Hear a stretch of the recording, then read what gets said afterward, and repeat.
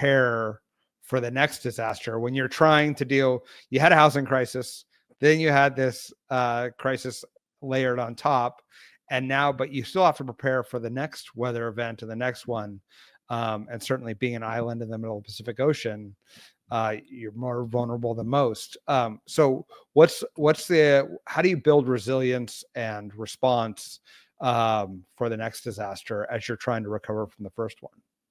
And you would think that would be a really straightforward answer, but over the last, since the disaster, it actually has been a very difficult conversation. So I think, right after the disaster, the conversations revolved around, do we want to rebuild fast? Or do you want to rebuild better? And I think I remember that my partners at the county telling me, unfortunately, we can't do both.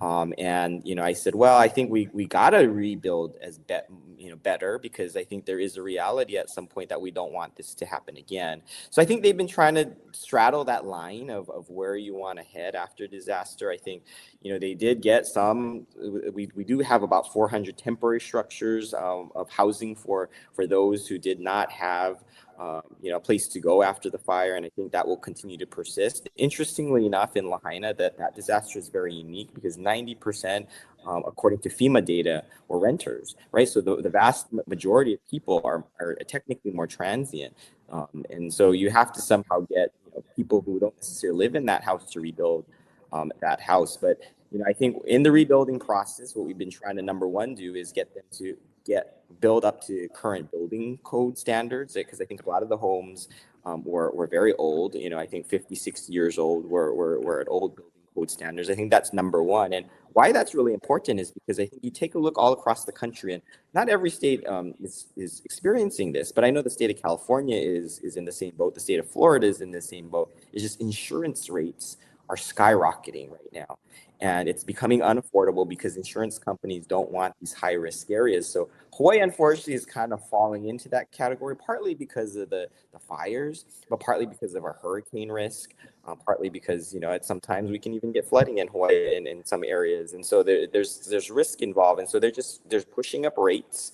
It's a confluence of events of a lot of things happening all at once. But that gives you even more incentive to build back better, because you want to somehow bring those insurance rates down. But they're not going to look at every individual structure when they structure insurance rates. They're looking at regional upgrades, right? So I think we as a state and county really had to take a look. Number one, are we going to underground some of the power lines that we had throughout the community? But when we looked at how much money it would cost to underground a lot of the power lines throughout the Lahaina, I think it was in the billions of dollars. And obviously we don't have that resource to do that. So I think you have to strategically figure out what are the most vulnerable areas throughout the town that we can underground. And so we're still working through that. That's really important.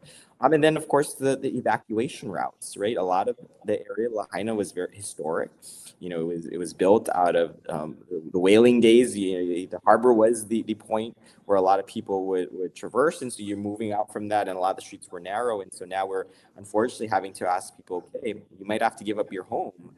Just a little bit of your what you used to be of your house, so that we could widen the roadways. But when a disaster happens, we have to be able to escape in a timely manner, and that was really a tough thing to do during that disaster. So I think it's thinking about all of those regional upgrades and making sure that you can implement, because in theory, this is the easiest time that you're going to have.